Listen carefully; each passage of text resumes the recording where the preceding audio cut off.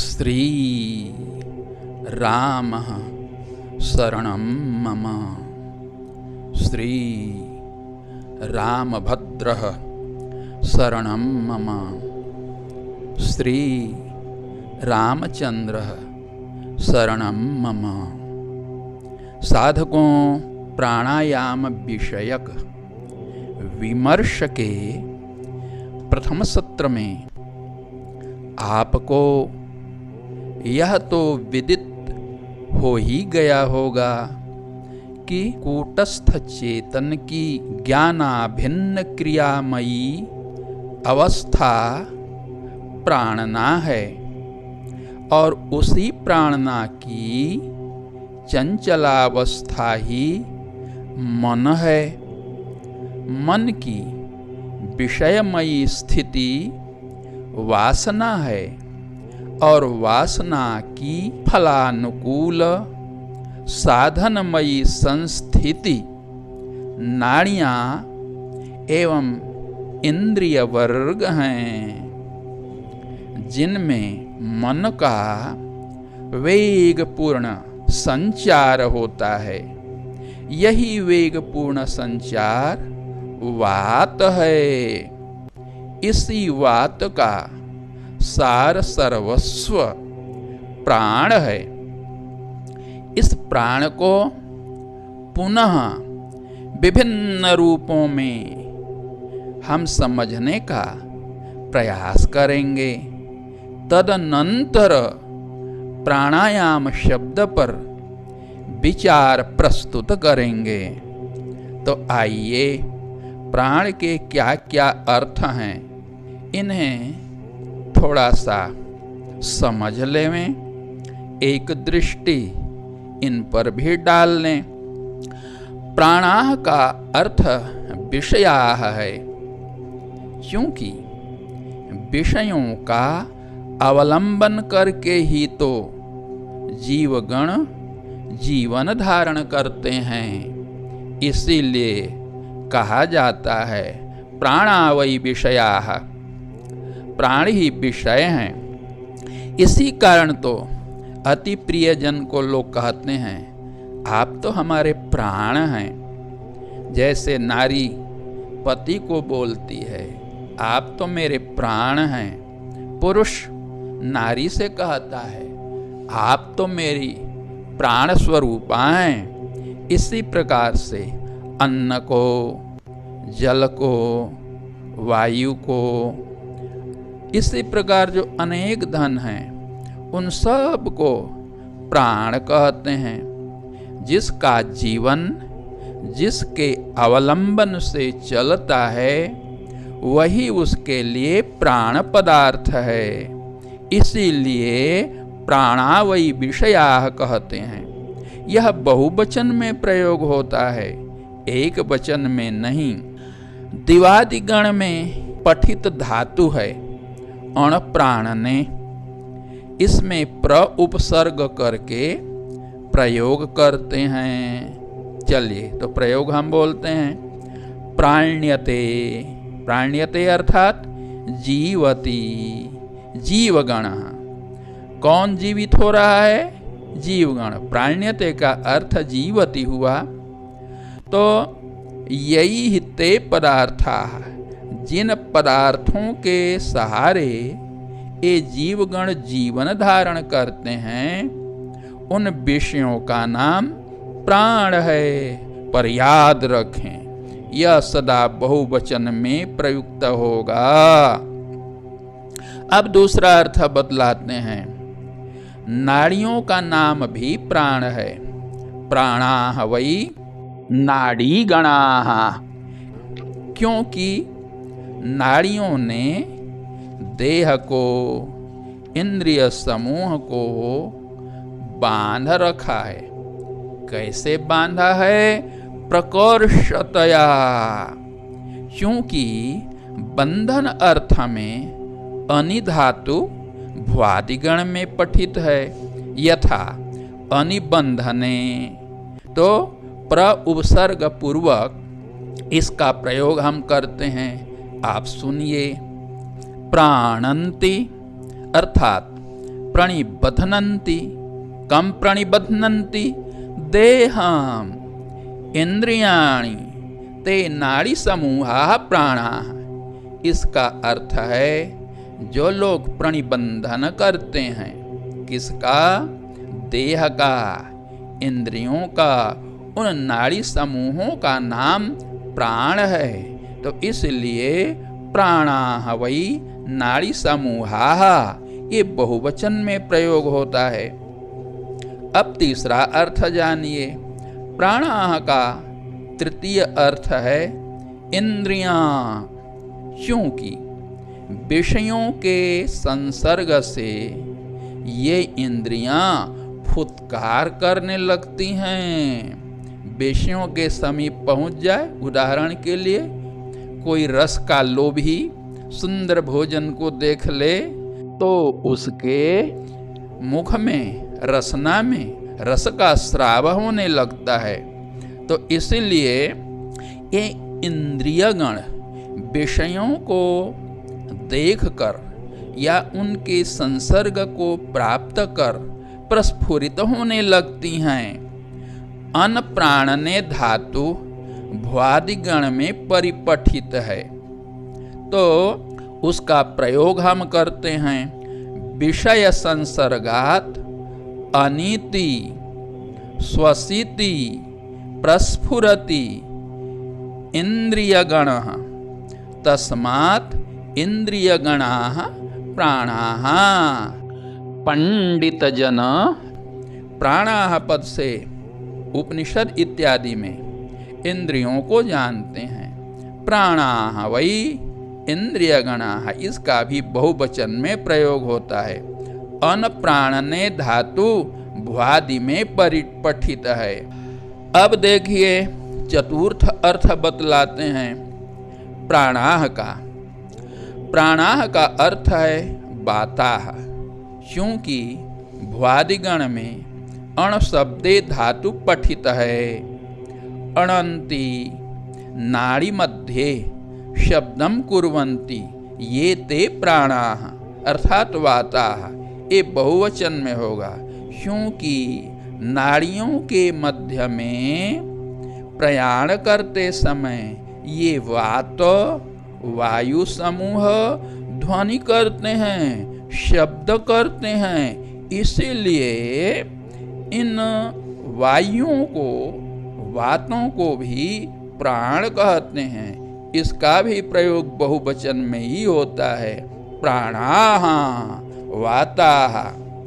अब इन संपूर्ण अर्थों को यहाँ संकलित करके आपको बताते हैं। इसे सुनिए एवं जानिए।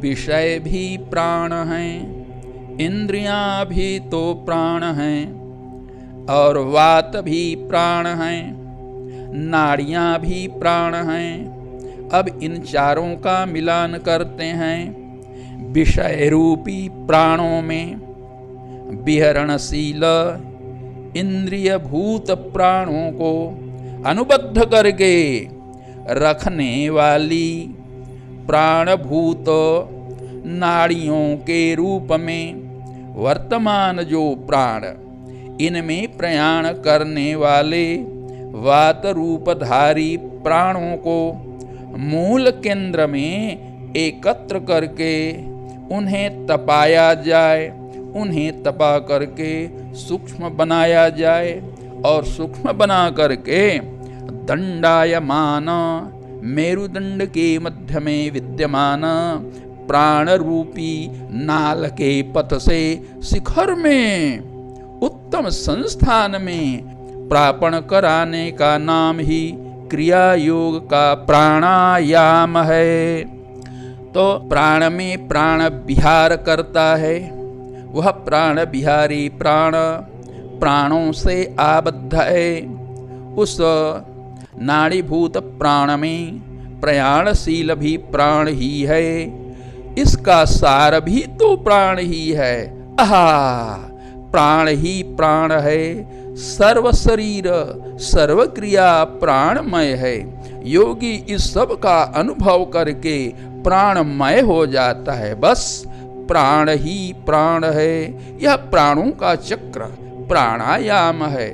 जैसे देखिए, मेघ बरसता है, अब बरस करके उनके द्वारा जो पानी शिखर इत्यादि में पड़ते हैं, वहाँ से बहते हुए वह जल समूह समुद्र को प्राप्त होता है और वहाँ से सूर्य की किरणों से उत्तप्त होकर वाष्प बनकर पुनः मेघ में स्थानापन्न हो जाता है, पुनः बरसता है। इसी प्रकार की प्रक्रिया चलती ही रहती है। ऐसा ही यह प्राणों का समूह है जिसका आपने श्रवण किया। अब इस प्राण का आयाम कैसे होगा, इसके बारे में बतलाते हैं। सर्वप्रथम आयाम शब्द का अर्थ जाने।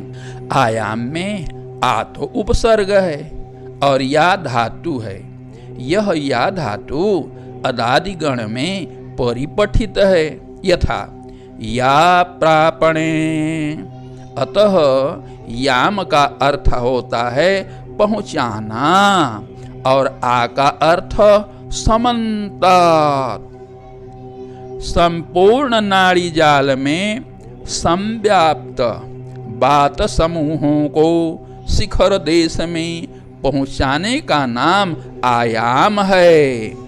जो लोग यह अर्थ करते हैं आयाम का विस्तार, वो ठीक ठीक इस शब्द की मर्यादा को न समझ करके ही करते हैं। तो आप सब साधक यह जाने, आयाम का अर्थ है प्राण समूहों को शिखर में प्रापण कराना, पहुंचा देना, स्थापित कर देना। अतः विषयों में विकीर्ण, इंद्रियों एवं नाड़ियों में विकीर्ण बात समूह को विशुद्ध करके, तपा करके, सूक्ष्म बना करके उत्तम श्रृंग में पहुंचाने की जो सर्वश्रेष्ठ पद्धति है, सर्वश्रेष्ठ कला है, उसी कला को क्रिया योग का प्राणायाम कहते हैं। अब सज्जनों, हम प्राणायाम के भेद को बतलाते हैं। आप ध्यान देकर हृदयंगम करें। इस प्राणायाम के दो रूप हैं। एक का नाम है बात सहचरित प्राणायाम और दूसरा है ना, उसका नाम है मनः सहचरित प्राणायाम। तो सर्वप्रथम वात सहचरित प्राणायाम के विषय में वक्तव्य प्रस्तुत करते हैं। बात सहचरित प्राणायाम क्या है सज्जनों? तो सुनिए। यथा करी करेणैव पानीयं प्रपिबेत् सदा तथा वंशस्थनालेन योगी प्राणान् सुसंहरेत्। यह है वात सहचरित प्राणायाम। अब इसका अर्थ समझिए। करी का अर्थ है मतंग, गज, हाथी। और कर कहते हैं उसके सुंड को। पानीय माने जल होता है।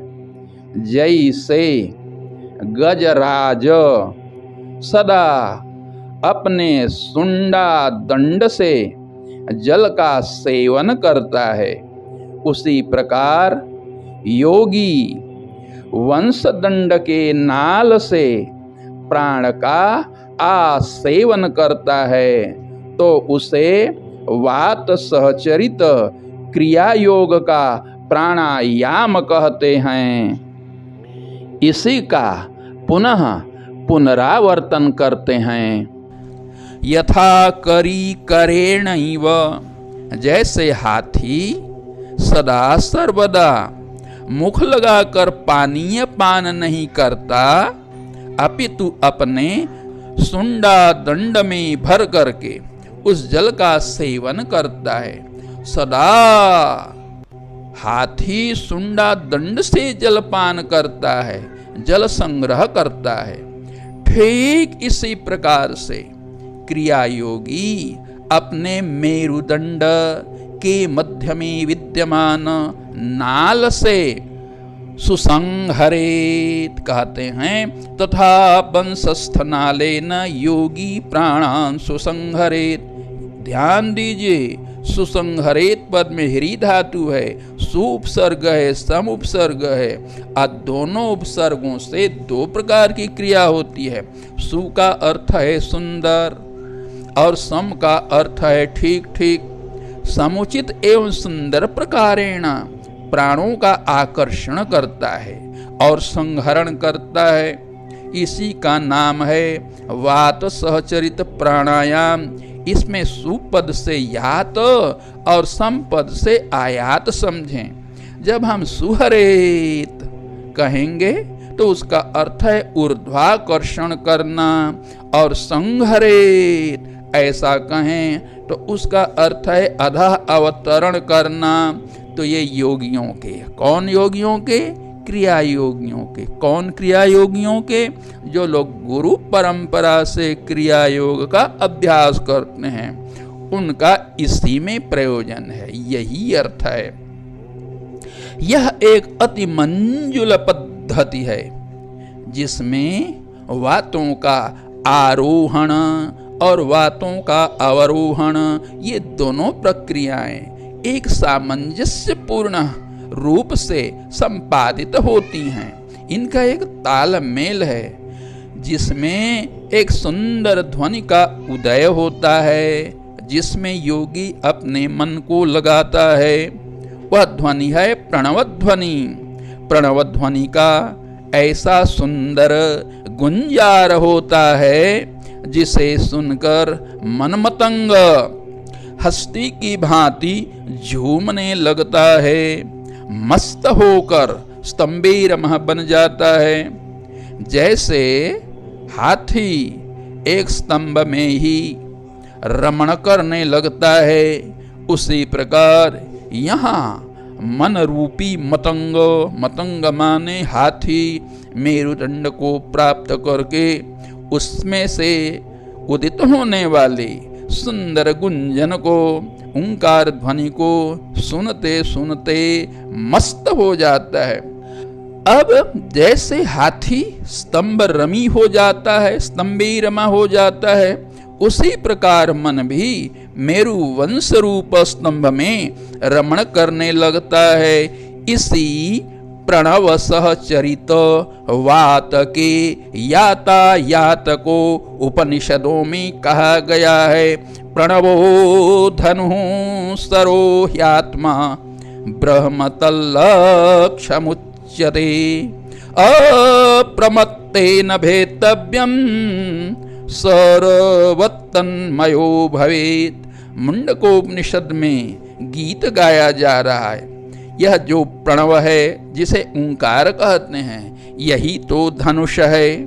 और अपनी जो प्राण आत्मा है, जीव भावापन्न वात भावापन्न आत्मा, यही तो शर है, तीर है, और शिखरस्थ जो चेतन तत्व है, अव्यक्त पद है, वही लक्ष्य है, हमारा गंतव्य है।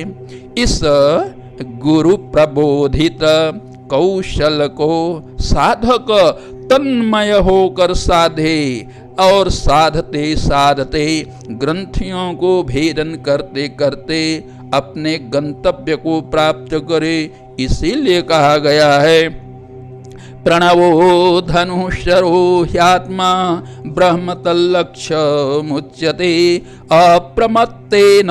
यहाँ अप्रमत्तेन शब्द दिया है, सावधान होकर, प्रमाद शून्य होकर लक्ष्य का भेदन करें। तो जैसे एक धनुर्धर लक्ष्य में अपने दृष्टि को जमाता है, इसी प्रकार से योगी अपने दृष्टि को, समग्र मन के सामर्थ्य को इसी में लगा देता है। यह हुआ बात सहचरित प्राणायाम।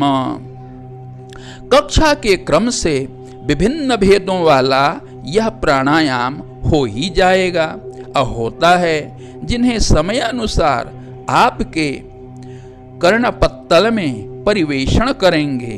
अब दूसरा प्राणायाम, जिसे मनः सहचरित प्राणायाम कहते हैं, प्रस्तुत किया जा रहा है। मनः सहचरित प्राणायाम, सहचरित का अर्थ है साथ साथ, जिसमें मन और प्रणव साथ साथ वंशवर्ती नाल में संचरित होवें, उसी प्राणायाम को मनः सहचरित प्राणायाम कहते हैं। यहाँ वात का उपयोग नहीं होता, इसे ही अंतः प्राणायाम कहते हैं। इसमें मूल देश से उच्च स्त्रिंग स्थान पर्यंत ओंकार नाद के साथ अपने मनोदेव को, जो वेणु दंड मध्यस्थ नाल है, उसी में आवागमन करते हैं, पुनः पुनः आते जाते हैं, यातायात करते हैं, तो यह प्राणायाम कहलाता है मनः सहचरित प्राणायाम। यही अंतः प्राण मनः सहचरित अंतरंग प्राणायाम हुआ। इससे योगी का मन थक कर चूर चूर हो जाता है और वह निश्चेष्ट हो जाता है। तब योगी आरोप करता है, यह मनः क्रिया भी मानस क्रिया भी बहुविध है, इसका भी यथा समय निरूपण किया जाएगा। अब इन सब का निचोड़, सार सर्वस्व आपको समर्पित किया जा रहा है।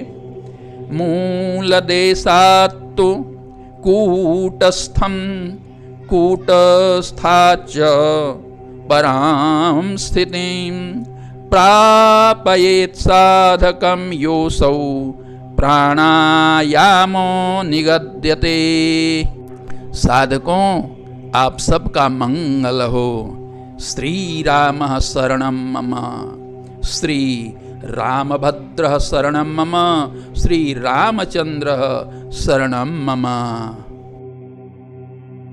साधु साधु साधु साधु साधु साधु। गुरुदेव भगवान की जय।